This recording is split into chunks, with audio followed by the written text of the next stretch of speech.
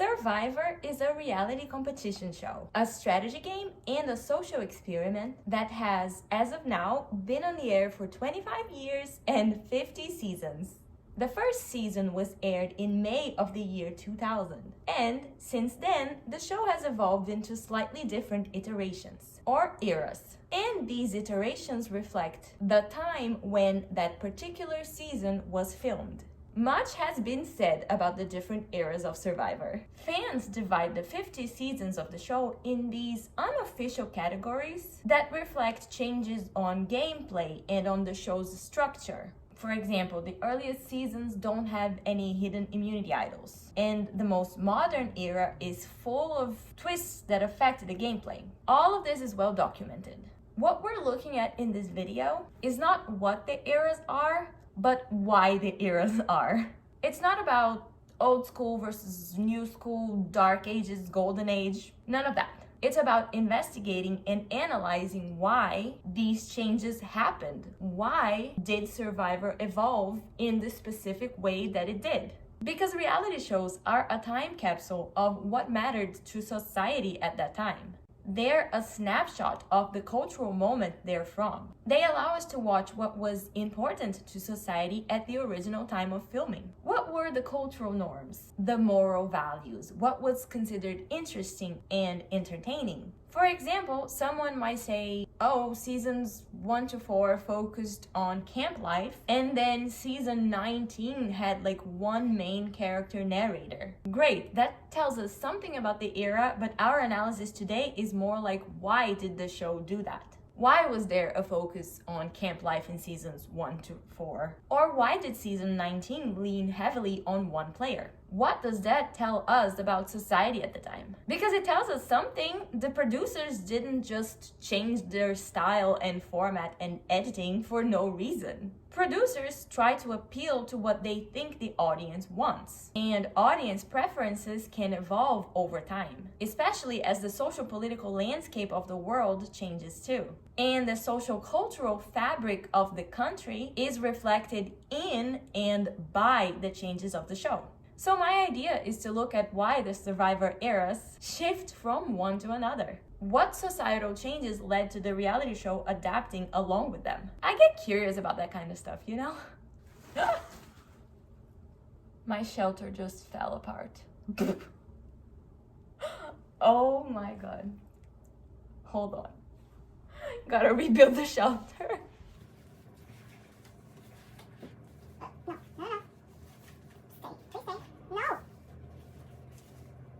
Okay, my new shelter is not quite as good as my previous shelter, but let's go. What was I saying? Oh, yeah, that I get curious about that kind of stuff. And of course, oh my god, I lost my focus.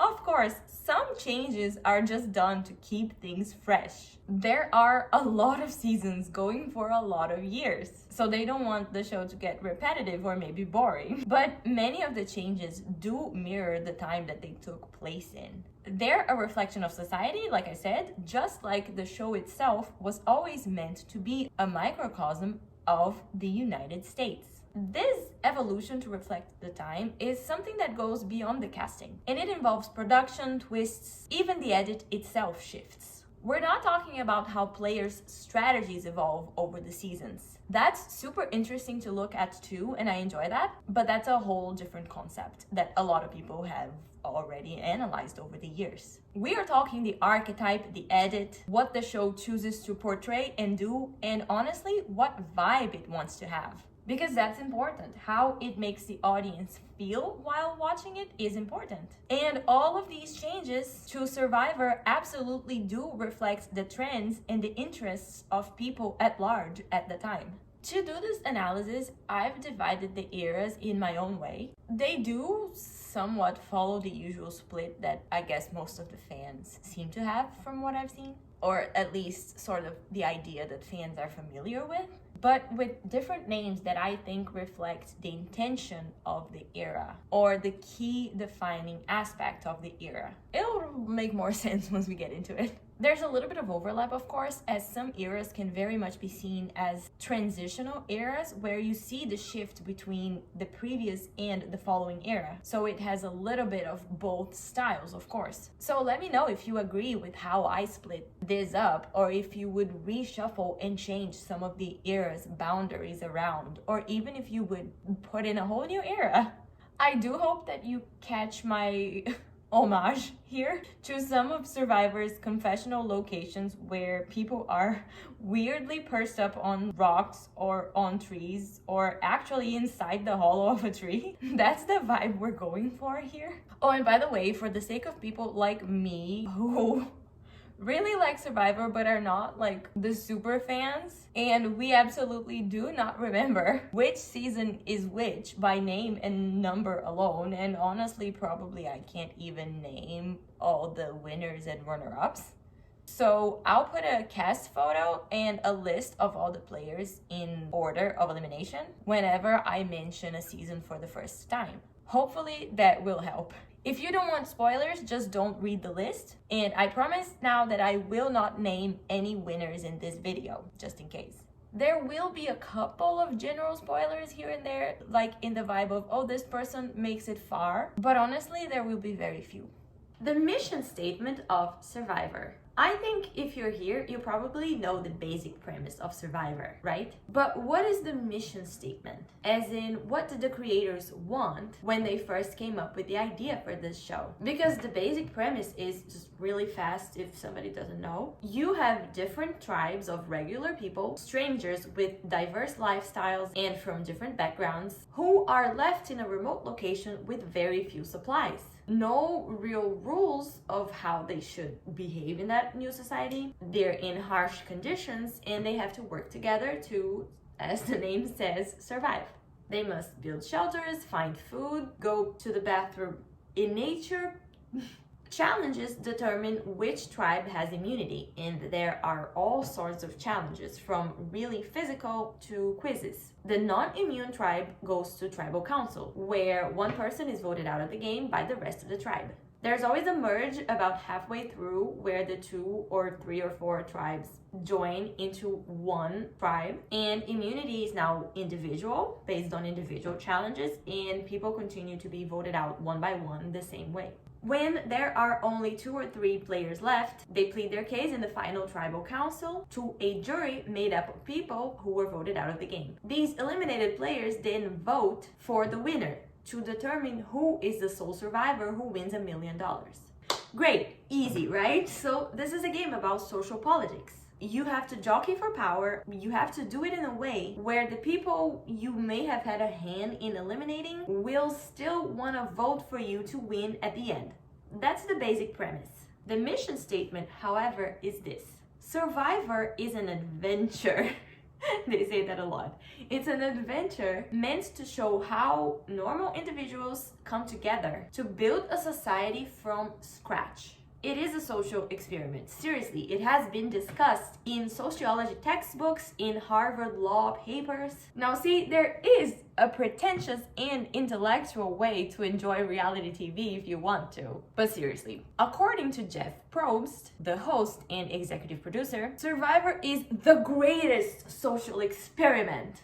The greatest social experiment on television continues. Survivor is meant to be a microcosm of the United States, which basically means the US in a tiny scale. That's what a microcosm is in modern terms anyway. It's a miniature that encapsulates the main characteristics of something larger. So the Survivor players are meant to encapsulate and display the qualities and features of the entire country. It's like taking a small sample that represents the whole. This is done to experiment on how it might work when you throw this microcosm into a deserted island or a jungle, a desert. So from the show's inception, it is meant to reflect society. This idea is baked into the very identity of Survivor. It's inescapable, right? And that's exactly what we get. A social experiment hinging heavily on social politics. Because the players aren't just surviving in harsh conditions or in the wilderness, right? They're creating a new society where essentially they set the rules. Like, what matters to the people in the society? Who is the outlier who should be voted out? How do they share or not share the food? That's all up to them. They're creating a new society where they set the rules. The social experiment aspect relies on seeing how different people will behave in these new conditions, how they will relate to and rely on one another when they're strangers from diverse backgrounds.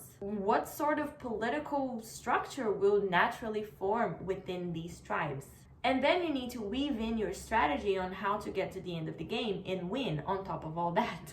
While you navigate creating these new rules. We're part of the experiment. We're the observers because we're obviously observing these players and how they act and how they overcome obstacles. And we're thinking what our strategy would be if we were in their place. Jeff recently said in an interview about season 50 that it's like we can play along from home, and that's one of the draws of the show. He also said that the audience frequently identifies with specific players, different players, which makes sense, right? I definitely think that the player archetype with whom people identify the most also shifts throughout the seasons. It's another thing that depends on, I guess, what era of our lives we're on and the world we're living through and what the world is kind of valuing most at that time. There's no one right path to win Survivor. You'll likely need emotional intelligence at the very least, but different people will take very different paths and still be successful. It's part of what makes the social experiment interesting. So if Survivor is a social experiment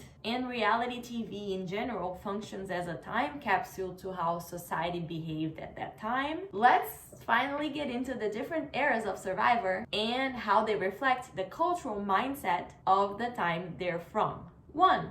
The voyeurism era and an abridged history of reality TV. I'd say this era is comprised of Season 1, Borneo, Season 2, Australian Outback, Season 3, Africa, Season 4, Marquesas, Season 5, Thailand, and Season 6, the Amazon. Although Season 6 is very transitional in my opinion, it is starting to shift into the next era. And this era takes us from the year 2000 to 2003. The focus of the earliest seasons of Survivor was, to put it plainly, to watch regular people. It's the start of the social experiment. These players have been marooned on an island and the audience is waiting, intrigued to see how they will live their daily lives and survive there. I think the key word or words is daily life. People were not watching the show for strategy yet, because there wasn't much strategy to speak of. The appeal was the voyeurism of watching regular people put in these unusual situations and getting to observe how they interact with each other and what it does to them.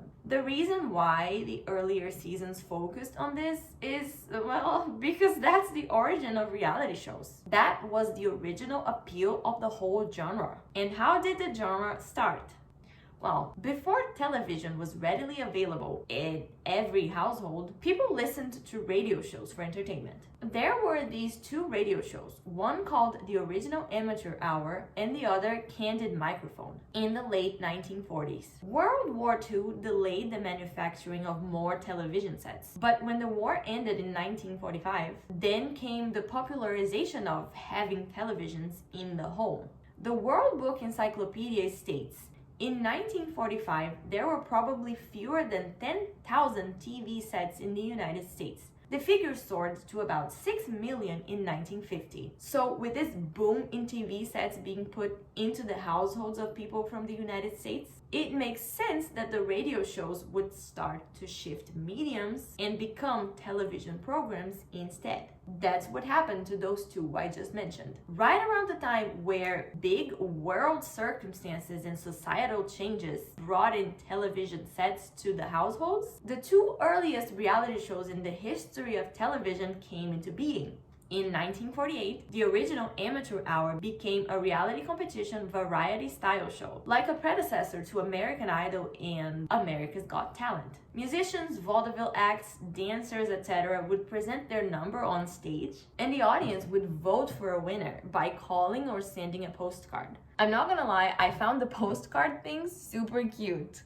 A few months later, in the same year, 1948, Candid Microphone, the radio show, became Candid Camera, a reality television show where they would play jokes on unsuspecting everyday people and catch their reactions through a hidden camera. It was the start of the voyeurism style of reality TV, where the appeal for the audience is watching regular individuals being put in unusual circumstances so that we can see how they react. This trend is going to continue with the PBS docuseries in 1973, An American Family. The whole premise is that this documentary followed the day-to-day life of the Loud family in California, a married couple with, I think, 5 teenage kids. This is often considered the first official reality show because it's what popularized the style of fly-on-the-wall filming, which just means the cameramen are observers of everything but not interacting with anything, just like if there was a fly on your wall watching you.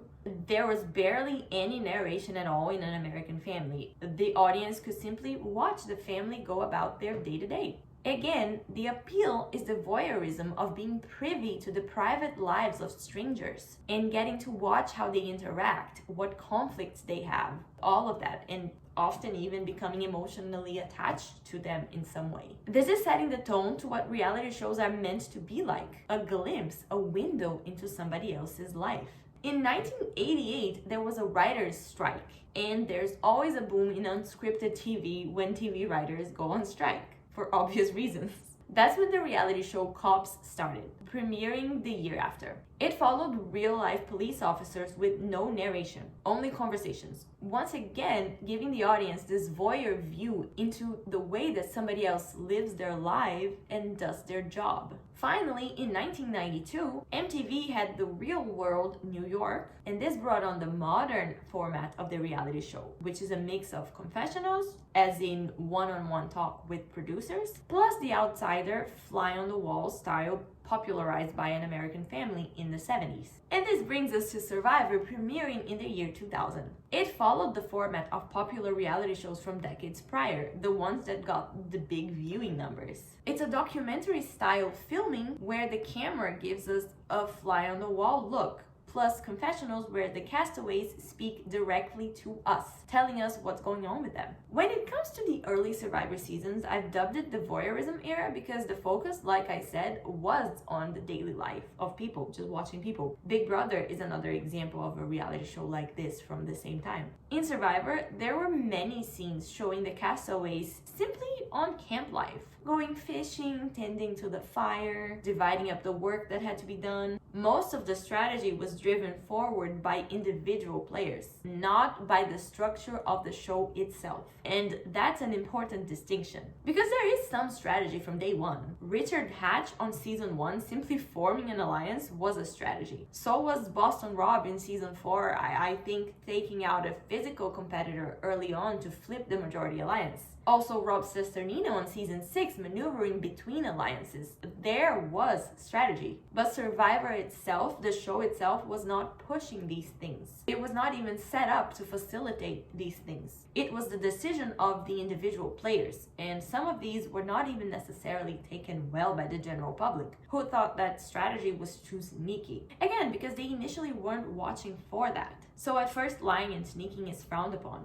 And it makes total sense that at the time, simply watching people was the big draw. Human beings are naturally curious about how other people live their lives. We're nosy, okay? We want to see what other people think, how they live their lives, how they interact. And there were not so many easy ways to do that, especially in a meaningful manner in the early 2000s. There was much less social media and no social media in the way that we know it now. There was less exposure to people who are different from yourself. If you lived in certain areas that were more isolated, chances were you really only knew about that very specific culture and nothing else about anybody else. You could watch an interview, sure, of an actor or something, but you couldn't watch a daily vlog of a stranger to follow them around their day and see what their life is actually like. And you certainly couldn't see anybody in their intimate day-to-day moments until TV provided that. That curiosity exists in human beings though, so naturally the fly on the wall aspect was the big draw of reality shows. And it is also natural that over the years, the audience becomes more interested in strategy or in drama and less in daily lives, because we are now constantly bombarded with information about the private lives of strangers. There is more access, therefore less curiosity. But in the 2000s, the curiosity was alive and well. There were way less reality shows to even speak of, and Survivor delivered that voyeurism. Between seasons 1 and 6, there are a few changes to the structure of the show, like the first tribe swap or a man versus woman starting tribe. But these changes are not done because the producers are trying to promote strategy. They are changes to the condition of the social experiment, done with the goal to see how the players will adapt to a different situation. So these initial twists very much still follow the basic premise and original concept of the show. It's less gameplay twist and more a twist of your circumstances that affect the social politics of the tribes. Because again, the main draw for the audience was to watch the social politics unfold in day-to-day camp life. But by the end of this era, 2003, societal focus had shifted. They didn't want normal people anymore. They wanted the chaos of celebrities. 2. The cult of celebrity era. This is the era of Season 7, Pearl Islands, Season 8, All Stars, and Season 10, Palau, going from 2003 to 2005. And yes, I skipped one season here, Season 9, Vanuatu. It doesn't really fit this era in my opinion, but it is lodged in there, so we'll talk about that. Basically, these are the seasons of Survivor from where these majorly popular players came from, who were perhaps seen as their own sort of celebrity. The early 2000s were the rise of celebrity culture in the US. The tabloids were going crazy with invasive and salacious headlines. People like Lindsay Lohan, Misha Barton, and my favorite Britney Spears were not left alone by the paparazzi. The it girls and other celebrities were the dominant monoculture. Britney's music video for Every Time and Lindsay's for Rumors deal with the topic of paparazzi harassment, and both were released in 2004.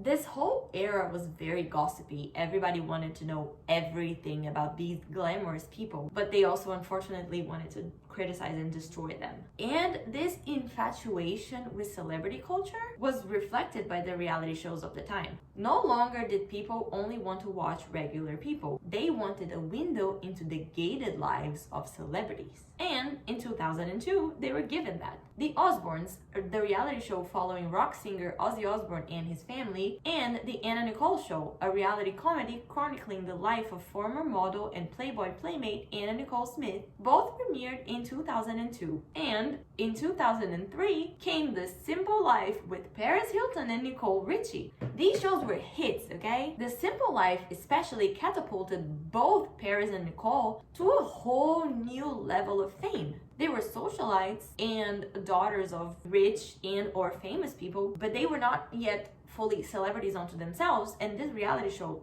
really put them out there. And there were also people who were not famous yet, but became so because of reality TV. The early and mid 2000s also saw the rise of docu-soaps, which are the reality shows such as The Real Housewives of insert location, which premiered in 2006, and Laguna Beach and its spin-off The Hills, which premiered in 2004 and 2006 respectively. The Housewives gained some fame of their own, and so did the Laguna girls like Lauren and Kristen. The rise of social media was starting to kick off right around here too, which amplified the fame of these people, because now it was easy to look at pictures of them every day, talk to other fans, write posts about them. I mean, forums existed as far back as the 80s, but MySpace was released in 2003, Facebook founded in 2004. So there is a lot of overlap with celebrity obsession and the development of social media. I mean, if you were a fan of Elvis Presley, you could love him just as much. You could faint when you watched him singing live, but you couldn't turn on your computer and get new pictures of him walking with a Starbucks coffee every single day, you know? And this cult of celebrity era influenced Survivor, unintentionally at first, or at least I think it was unintentional. I don't think the producers originally expected that some of their players would become so popular, but it makes sense in an era where everybody was obsessed with watching every movement of celebrities and wanting more and more reality shows showing us inner lives of celebrities. So some survivors became reality celebrities of their own, outside even of the show itself.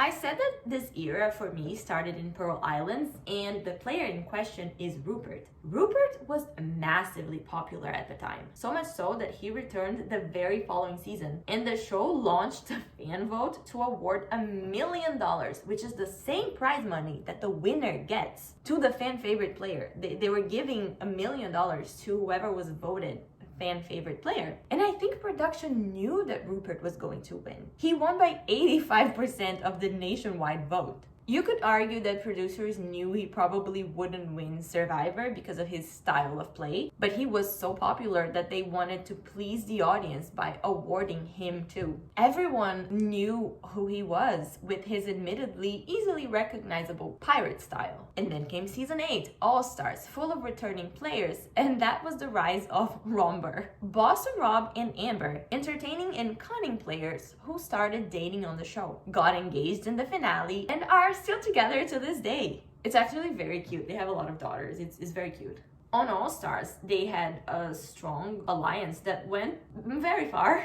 And from Survivor, they became a huge cultural moment. Their wedding was televised, okay? They were just regular people who went on Survivor, and the audience wanted to see more of them. So yeah, in 2005, there was a television special chronicling the planning stages up to their wedding day and ending with the ceremony. There was also another special in 2007 where they go to Vegas because he wants to become a poker player. The point is, now they're getting new offers to have TV specials starring them because they got famous from Survivor. They played in The Amazing Race right at the same time, and it was crazy. I watched that season fairly recently before I ever watched Survivor, and in every country they went to, people immediately recognized them on the streets and wanted to help them because they liked them. And even they said, if I'm not misremembering, that they didn't expect that so many foreign countries outside of the US would know who they were and care about them just because they were on Survivor. Then in season 10, Palau, there was Stephanie. Now I know that her popularity declined when she played again, but at the time, from what I know, she was a big deal.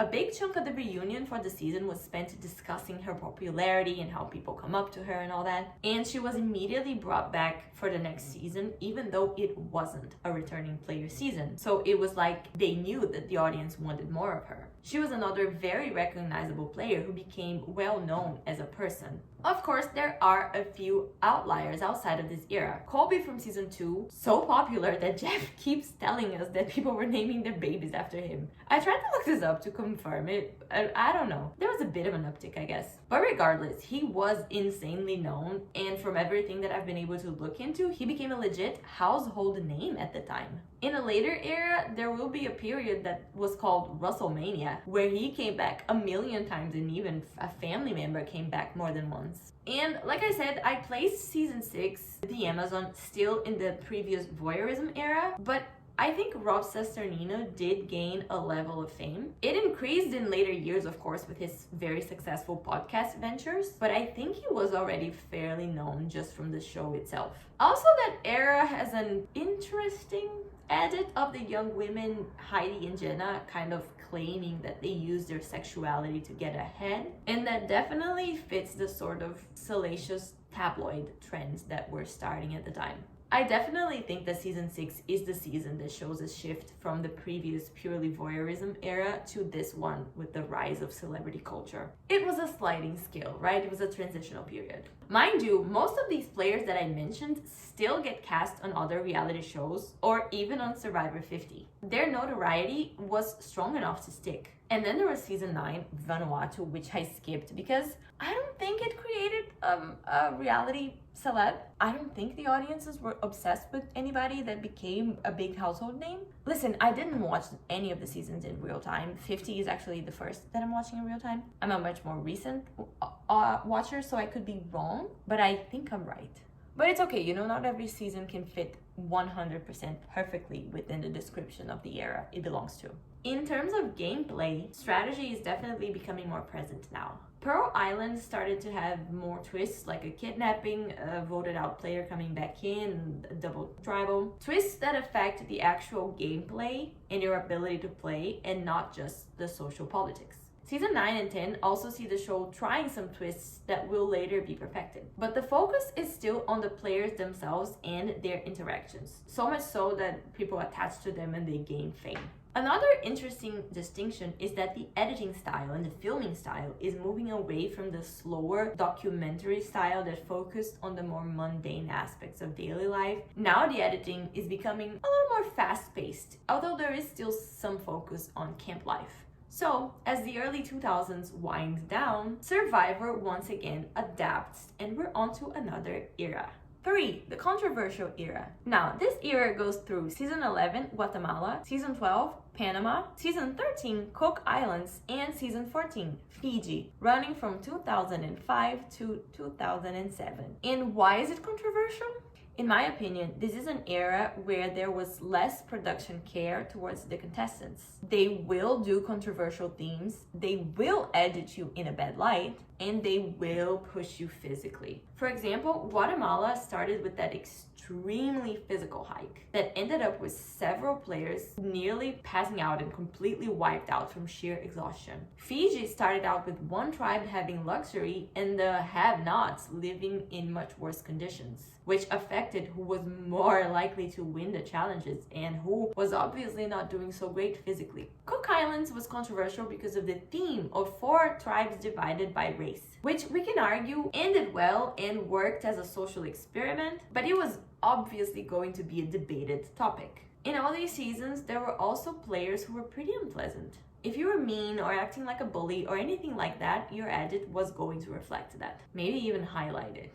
In terms of gameplay, this era introduces the idol, an object that if you find it, you play it at tribal council and no votes against you count. This is a twist that not only affects the social-political relationship of the people in the show, like most of the twists up to this point, but it very directly affects gameplay. I would guess that it was introduced to try to spice up the game possibilities. And why was Survivor doing this more careless, controversial heavy edit and picking some people and editing them as more unpleasant archetypes? Easy, controversy sells.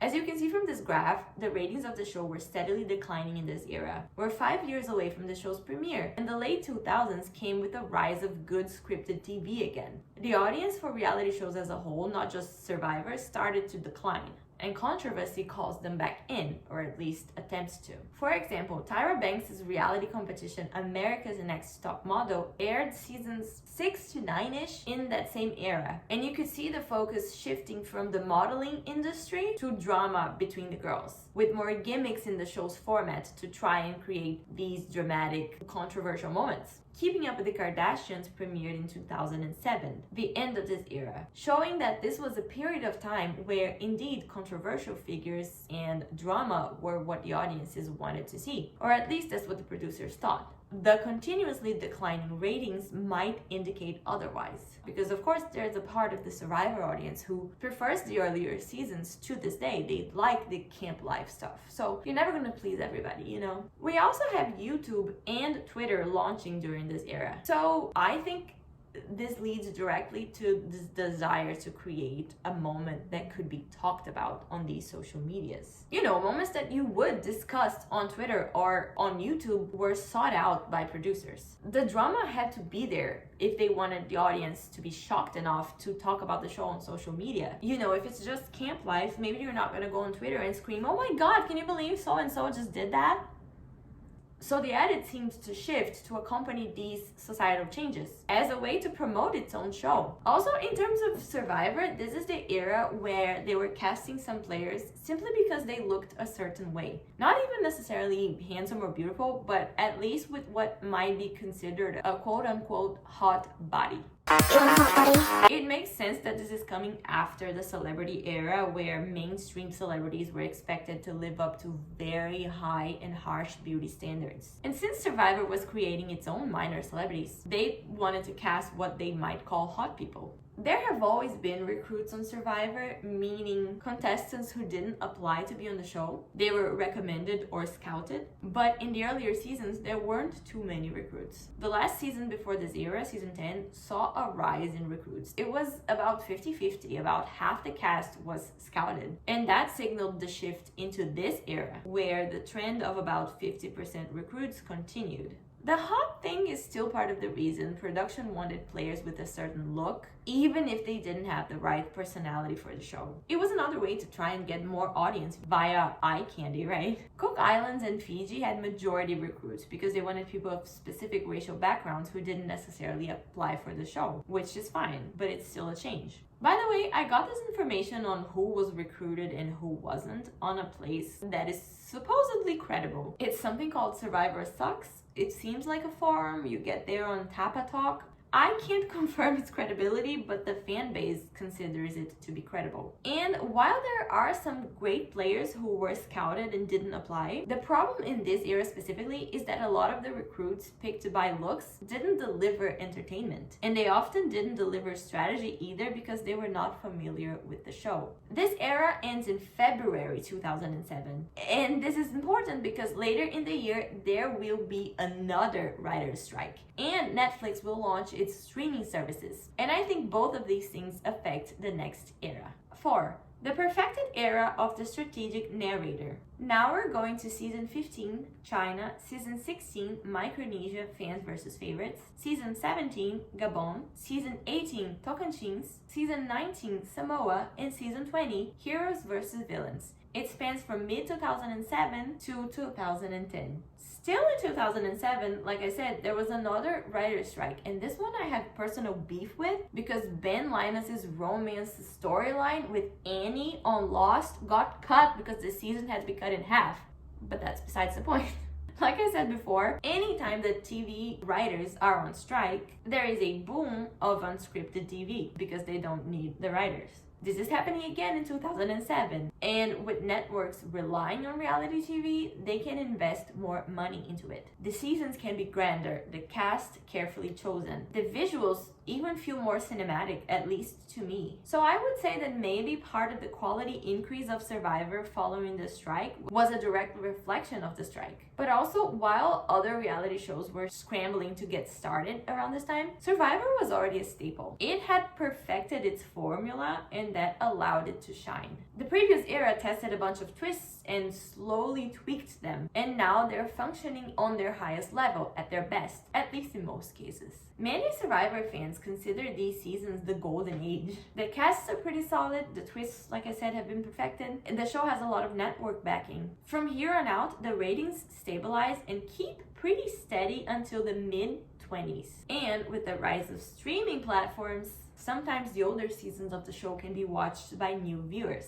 creating more interest, obviously, in the current seasons as well. So this might be out of pocket, but Obama was elected president in 2008, and I think that was a more stable time for the country. I might be wrong, I'm not from the United States, and I could be tripping, but it seemed like society was a little more content and settled for a while there. And the show also settled and didn't feel like it had to keep trying big, weird, controversial things to gain more viewership. I don't know, the source of this is my head, but these seasons did cut down on the controversial and overdramatic in favor of more strategy and wacky or big characters. Sort of. I mean, we still have villains, but it feels more playful. They're like reality show villains and not unpleasant people like some seem to be in previous eras. I call this era the strategic narrator, right? Because now strategy is center stage. Long gone is the voyeurism of early seasons or the players who become famous just for who they are. Now the gameplay is getting more cutthroat, and the show itself seems to want more of it. We're in a bit of a weird place society-wise. where some of the audience still reacts with some moralistic backlash against deceptive or cunning players, but for the most part, the audience understands that it's just a game. Society wasn't used to it at first, and they didn't watch reality show for that, like we said. But then the landscape of reality TV evolved from then until now in this era, and now they are watching for the big characters and they want strategy and sneakiness.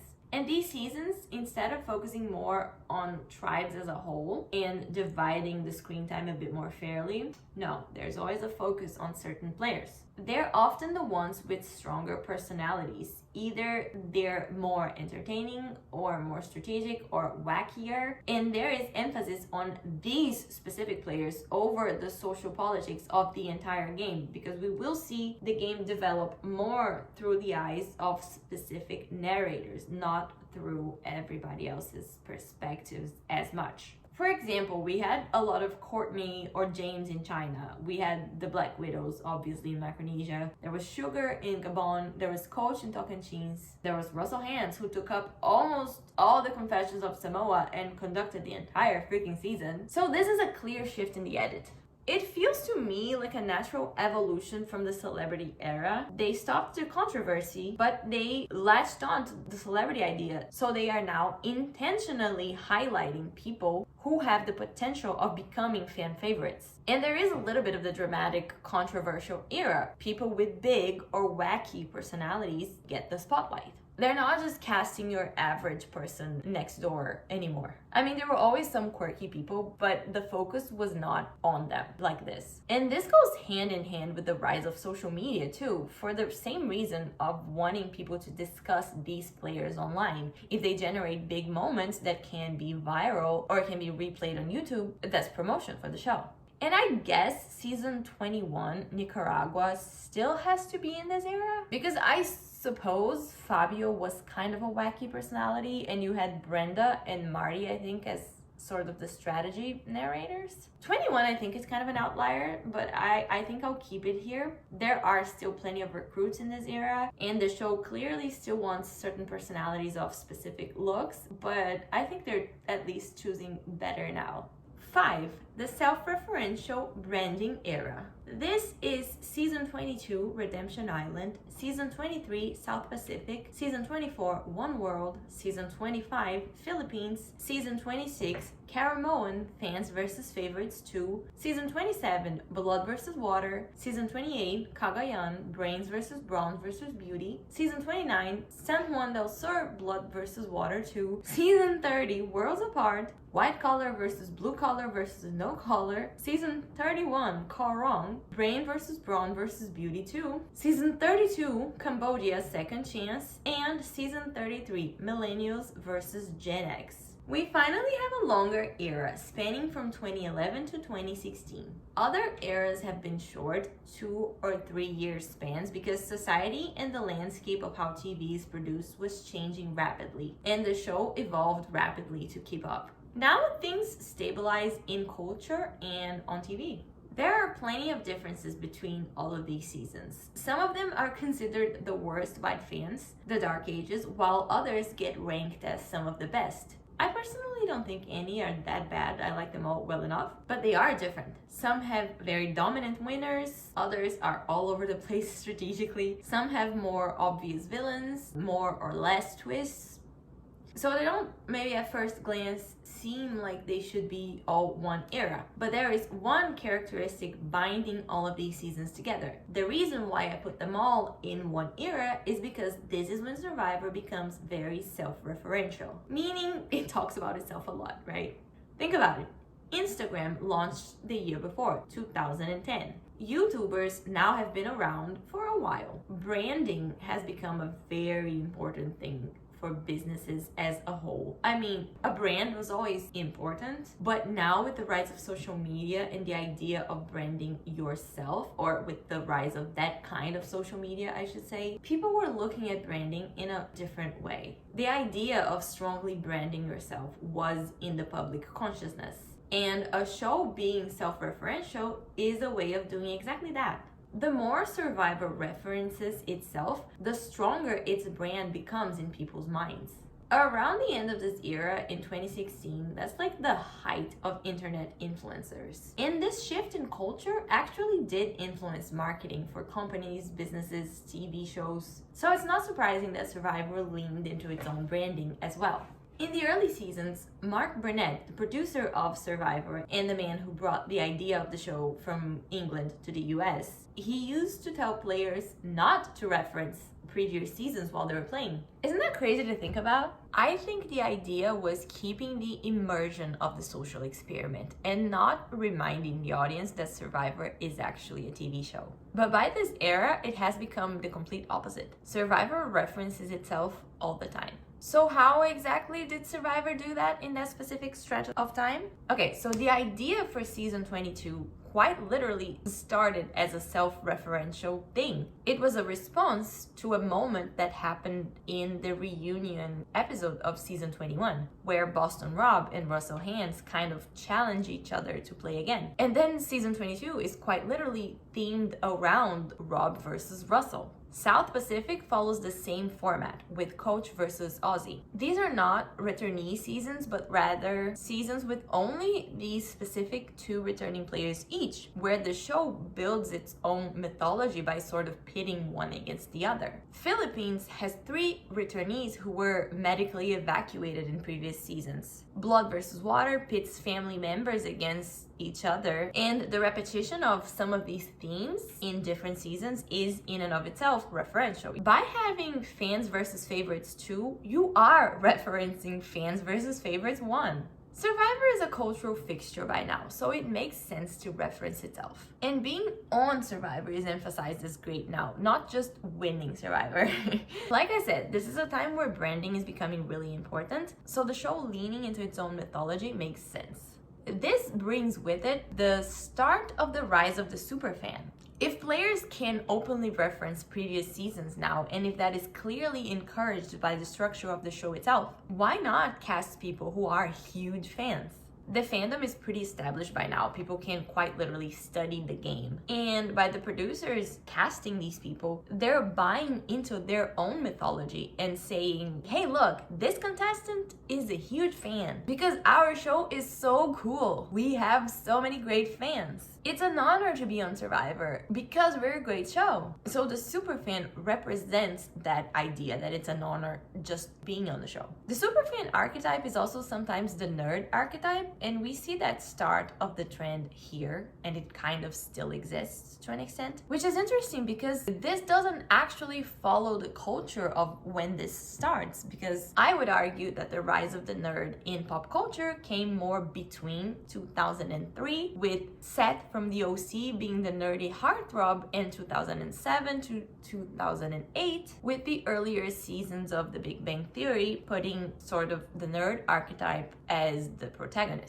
So that was a while ago. For whatever reason, Survivor was a little late on that. But it caught up to the power of the nerd eventually. And we have Cochran fulfilling that superfan role, and Steven Fishback. I mean, is Steven even technically a nerd, or does he just wear glasses?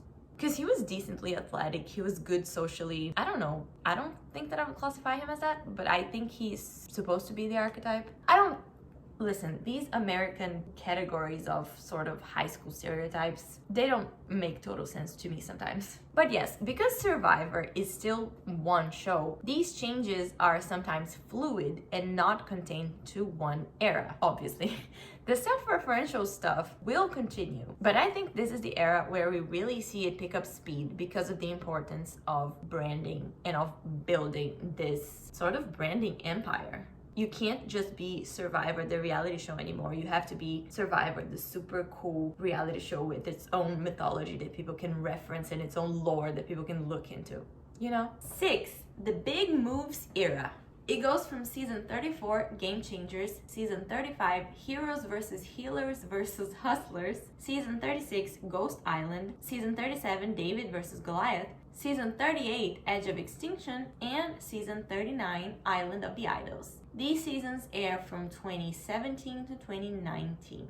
This is obviously still a self-referential period. Ghost Island is all about former advantages that were played incorrectly or correctly. Island of the Idols literally builds two giant heads of former players who come back just to be mentors. But I would say this era is mostly characterized by the need to make big moves, and production encouraging that by introducing twists that heavily affect gameplay very directly. Back in Cambodia, Second Chances, you could already see the players talking about this evolution of strategy, with some of them salivating over the idea of making a big move. Clearly, the production wanted to encourage this line of thinking because Jeff definitely adopted the language that the players were using. Then, in season 33, the last of the previous era, one player started to use the word resume to mean you need a resume of all the big moves you made to present to the jury at the end if you want to win. And this idea stuck. Season 34 quite literally revolves around this idea. Which players made big moves in previous seasons, they get to come back now. So you had, for example, Sierra, who voted out her mom. And that's the only example I remember from that season. Producers wanted big moves so badly that they introduced too many advantages in the game, leading to the incident called Advantage-geddon, where a player was eliminated without receiving a single vote, because the advantages kind of broke the game. So that's when you go too far, right? When they break the game, you've gone too far. This is me from the future, and I decided to check on what exactly happened on Advantage-geddon. And actually, the name is kind of misleading because 3 of them were just regular idols. It just happened that they accumulated a lot of idols on that season. So it's not quite the same as too many advantages. I think there are worse seasons for that later on when they start having the journeys. But still, the point stands that production was very much pushing big moves as a central theme of this season. And Jeff himself even says that in the finale or the reunion, that they were very much hoping that this cast was going to bring in big moves. So yeah, but I just wanted to point out that they're actually really idols. There's just one advantage in the mix, which is Sarah's, and there was only one other advantage in the entire season. But the producers still lean into this though. Season 35 has so many idols. You know, these twists aren't like the ones around season 8, where they were mostly introduced to create interesting social dynamics for the tribe. These are purely gameplay twists, straight up, like stealing a vote, nullifying an idol, leaving tribal before the vote. Like, it's a lot. The show is no longer filmed as a documentary, like it hasn't been for a while, but it's not filmed in a cinematic way as much anymore. And now it is feeling more like a straight up game show for a lot of it. And quite frankly, I think this is in part because of how fast society was moving. Fast-paced game show-like content like Mr. Beast on YouTube had been popular for a while by this point. Streaming platforms offered you endless possibilities of new shows to try, with no commercials and only like 8 to 10 episodes, making people more impatient. It's not as bad as it'll get, but society was becoming easily bored. So Survivor felt like it had to grab your attention and then keep it via fast changes. These twists facilitate these rapid changes. They're meant to keep things constantly shifting and evolving so the audience doesn't get bored and click away. Before streaming, you had to watch what was airing or what you TiVo'd a bit later on. And now your options are endless. Reality TV as a whole has been around for a long time too. And there were very few new shows premiering and being a hit. So the older shows felt the need to reinvent a little. Another societal change that I think is relevant here is that in the year before this era, 2016, the US elected Trump as their president. As a response to this, it brought forth a time period where social justice was very important to try and counterbalance what was happening. People were more mindful of offensive language, of being inclusive, of diversity, all of that. The Me Too movement gained widespread notoriety, encouraging women to speak up against their abusers. And with these positive changes came the idea of the perhaps more questionable cancellation. If an individual did something racist or homophobic or sexist, for example, they could be ostracized from the public eye. People were held accountable, which was good on one hand, but on the other hand, it gave rise to very hateful behavior. You didn't need to necessarily be a bigot to receive mass online hate. You just needed to upset someone. And I think this affected Survivor in 2 different ways, both leading to them shying away from the archetype of the villain. The show already had a few issues with this. Back in season 26, Caramoan, it received the backlash for Brandon's breakdown that was mishandled by production. In 2015, season 30, Worlds Apart, created a lot of fan backlash because of the very sexist remarks made by some of the players. On the opposite end, Cambodia was well received.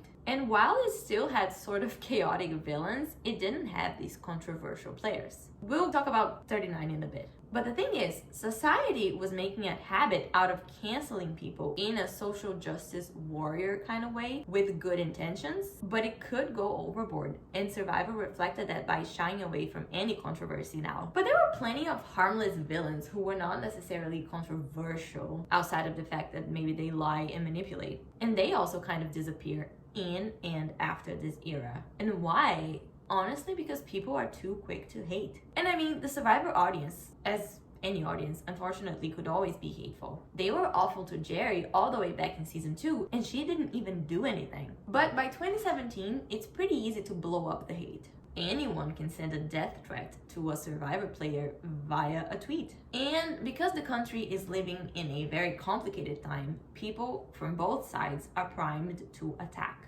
They're looking for offenses and ready to insult you in the most vile ways over it. Also, with so much accessibility for the players thanks to social media and well-established podcasts, the past Survivor players themselves are now more vocal about their experiences and especially about the mental health harm that was done to them after they were on the show. Because, if fans were being nasty to them, they could just go on Twitter and let us know that it was happening. Well, not us, because I wasn't there, but you know what I mean. And it gets to a point where this looks bad for the show. Imagine, right? Survivor clearly cared about its brand, but then past players talk about how they were mentally unwell after they left the show because the fan base mistreated them. That's not a good look, especially if the show is editing people as villains, highlighting their worst moments and such, like how they used to do recklessly in the controversial era. Because now they have a little bit of responsibility to protect their players from this hate as best as they can. So I think the rise of mass online hate plays a big part in why they don't cast villains anymore. They don't want their players to be bullied because it reflects poorly on the show as a whole. And hopefully because they also care about the players, but you can never be sure. And I guess I should add that this is the era where their shows started to always film in Fiji instead of flying to varied areas of the world. We are told that the reason was a medical emergency in Khao Rong that was so serious that from then on they wanted to stay close to a hospital at all times. Which, fair enough, that has nothing to do with societal changes or what was popular in pop culture, but I thought I should quickly mention the change too, because I think being always in the same place adds to the show mythologizing itself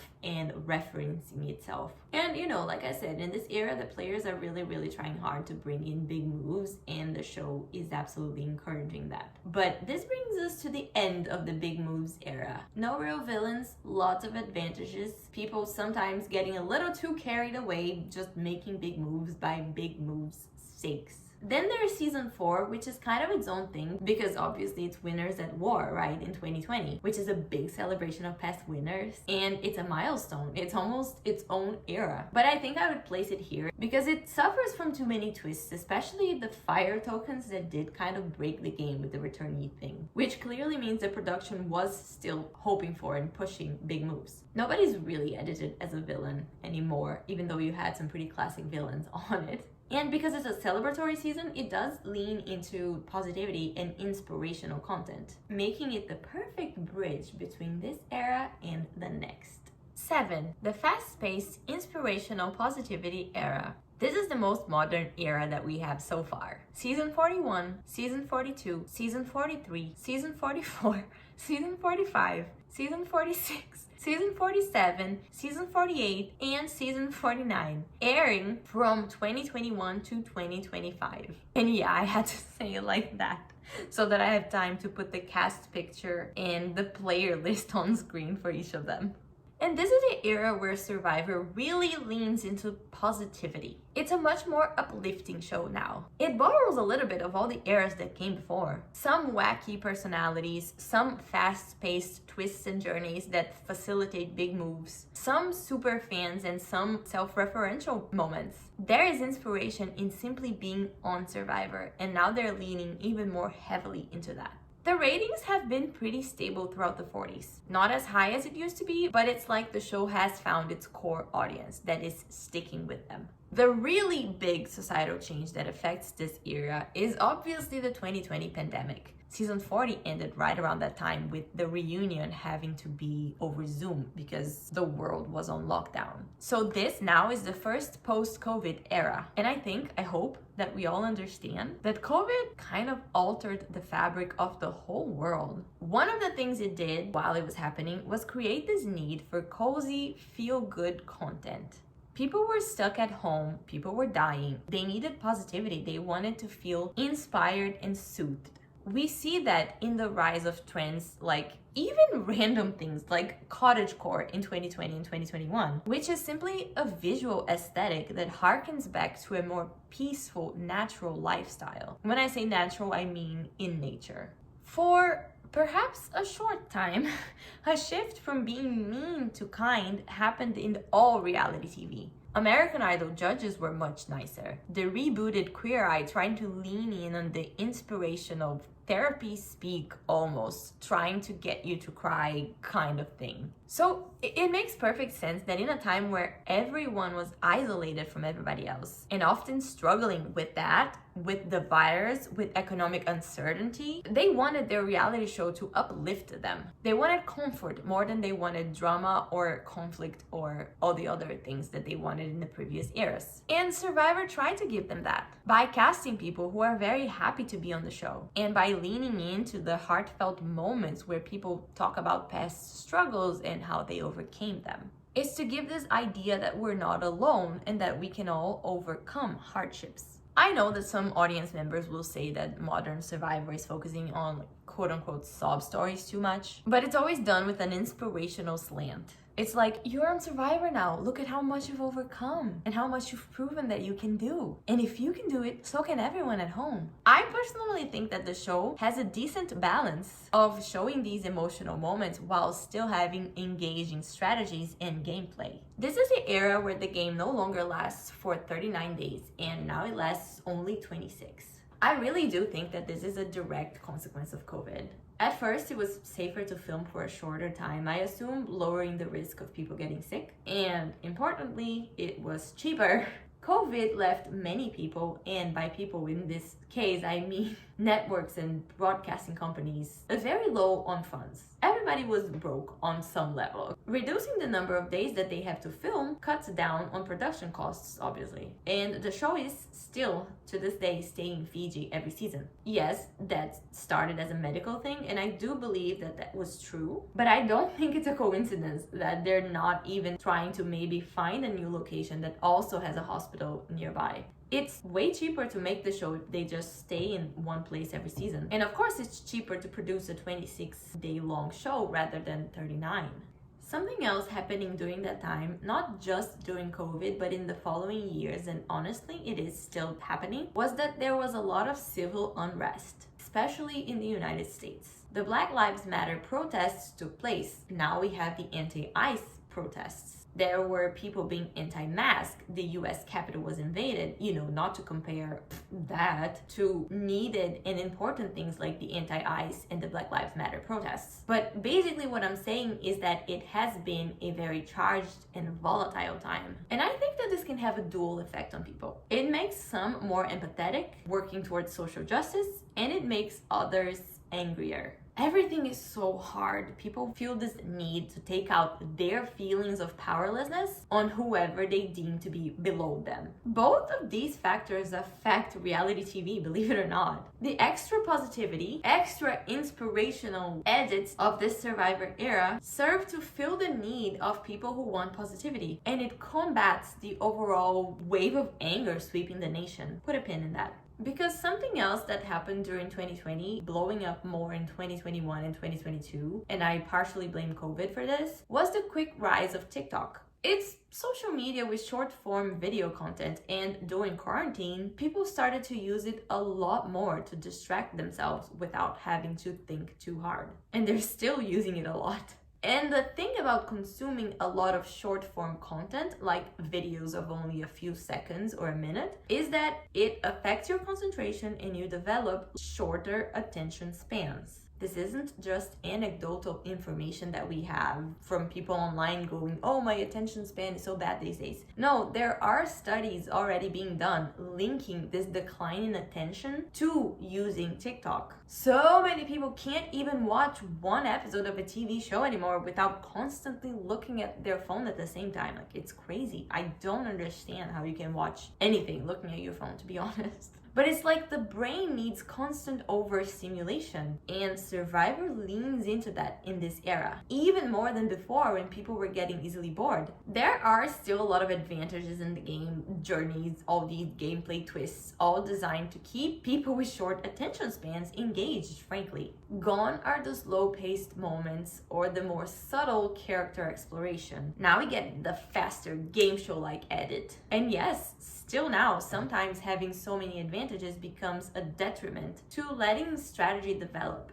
I don't love that the show is catering to short attention spans, but I can't even blame them too much because I guess you gotta adapt with the times. And it is engaging. It is very lively and fun. The only problem is that it inhibits organic strategies by putting too many restrictions on the players. And remember that I told you to put a pin on the fact that society as a whole has been kind of short-tempered and quick to anger? Yeah, TikTok plays into that too. Videos meant to enrage and to cause controversy in a bad way are often amplified by the platform, and now by Twitter also. And with the pandemic keeping everyone at home for about 2 years, people were rediscovering older shows, deeming them problematic, and complaining on TikTok. Sometimes with good intentions, sometimes just for engagement. For example, a lot of younger people, younger Gen Z people, watched America's Next Top Model for the first time. And they were making TikToks about how bad the treatment of the models was. The controversy got so big that just recently a documentary came out addressing some of the show's most egregious moments. And I really do think that Survivor wants to avoid the risk of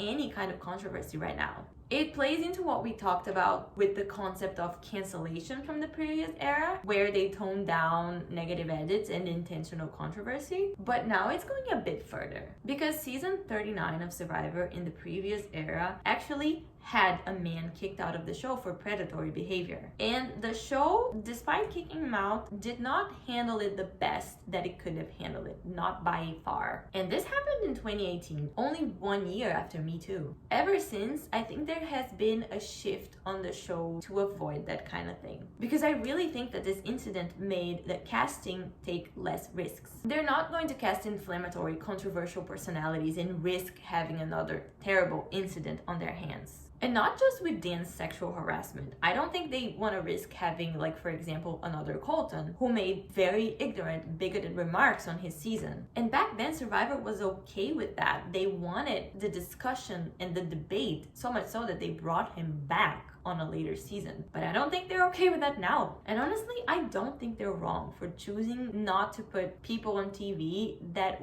will mistreat others or will have prejudiced views. And they're not wrong for wanting to protect their players from being exposed to that, and obviously protect the show's reputation at the same time, I'm sure, because they don't want to end up being picked apart on TikTok, you know? So now Survivor casts people of perhaps more similar, not backgrounds, but I guess similar personalities. They don't only cast super fan nerds like some people claim, but they do cast, as a vast, overwhelming majority, positive people who are happy to be there and are down to celebrate the show. So now it's not just that we don't have reality villains anymore, who can be fun and actual good people in real life. Now it's we're going to keep it really positive, so hopefully we do not have more bigoted incidents at a time of civil unrest and TikTok callouts. So I guess because of that, some people call this era of Survivor the woke era, always as a complaint. But I'm honestly not even sure what they mean by that, because usually when people use the word in a negative way, they mean they don't like the inclusivity or the social justice being displayed. But Survivor has always been like this. It always brought minorities and underrepresented people onto the screen. That was the point of the social experiment, to get a mix of diverse people meeting people that they would not likely meet otherwise, and having them work together or not, and letting the audience look at lives and situations that they'd never lived through or encounter otherwise. I mean, come on, season 1 had a gay man who was more masculine, not the stereotype, forming a close alliance with a retired Navy SEAL of like 70 years old who seemed pretty homophobic at the start. Season 4 had 2 black players, Sean and Vesepia, discussing how being black affects how they're perceived by the other players who simply assume they'll be a tight alliance together. Survivor has always been woke in the sense that it did not shy away from social justice related topics. I suppose we could say that as society became more mindful and less intolerant, at least at first glance, the show shifted from exploring these topics in a more raw manner to exploring them in a more inspiring manner that avoids highlighting maybe the opposite side or avoids any possible controversy, like I said. But I don't think that's what people are getting at when they complain Survivor is too woke now. The last thing that I'll say about this era is I'll share this rather depressing tidbit about the evolution of the society that we currently live in. Did you know that the Oxford word of the year for 2025 is rage bait? Rage bait. If you don't know, Oxford Word of the Year is when a new word has such widespread usage in a year that the language experts from Oxford University deem it the word of the year. It kind of inducts the word into the realm of being a real word and not just passing slang. In 2024, it was brain rot, which again explains why the show now feels like it has to rely on fast-paced, constantly shifting advantages all the time. 2023 was Riz, but with 2 Z's, not the R-I-Z-G-O-D Riz God baby. But really, my point is that the word of 2025 is freaking rage bait, which Oxford defines as online content deliberately designed to elicit anger or outrage by being frustrating, provocative, or offensive, typically posted in order to increase traffic to or engagement with a particular web page or social media content. And I define it as people being intentional assholes for clicks. We're clearly living through a time where people are angry, and in a lot of cases, understandably so. And this is being capitalized on. They, as in other people or the world at large, they want to keep us angry and doom scrolling and in a negative state of mind so that we'll want to argue back and give them money via engagement. Leland Townsend from the show Evil already told us that a very efficient way to get people to become bad people is to keep them constantly angry. I think it's a good thing that Survivor combats this super polarized, hateful era that we live in with more positivity, to be quite honest. We need to be uplifted. We need to be seeing more examples of kindness and empathy and compassion. We need to be shown good things to combat the constant attack of rage bait and negativity and prejudice. I like watching people having fun and enjoying themselves. If they're excited just because they're on Survivor, it creates a contagious kind of joy that in turn makes me happy too. Do I want to be on Survivor? Absolutely not. Not even if I am guaranteed $1 million. Like if they promise me just come, do all the challenges and stay for 26 days, we'll give you $1 million. Still no. But I can put myself in the shoes of people who do want to go, and I can feel their joy through them. And I think society needs that right now. So I really cannot begrudge the current era for leaning so heavily into being uplifting and positive. 8. Season 50, the future and final considerations. As I'm filming this, there have been 4 episodes of season 50, and so far it's been really good. It's described as a celebration, and honestly, it feels that way. Everyone is playing so hard, but it's also lighthearted. It's emotional in an uplifting way. It's been very funny, and it has exciting strategy. So yeah, this isn't because of society itself, but because the show has reached a huge milestone that it should be proud of. I don't know if season 50 will end up belonging with the previous era of the 40s, the fast-paced inspirational era. Maybe so. It's an outlier season because it's such a big deal, and we'll have to probably wait and see 51 and 52 to get an idea of how the show will or will not evolve. Maybe 50 will usher in a whole new era, or maybe it will stay mostly the same. Maybe we'll get a heroes versus hustlers versus villains versus fans versus favorites versus fire tokens versus Billie Eilish Boomerang Idol versus God versus the devil season. Survivor has changed a lot in the past 25 years. Some would say it lost itself, while others would argue that the true core of the show stayed the same.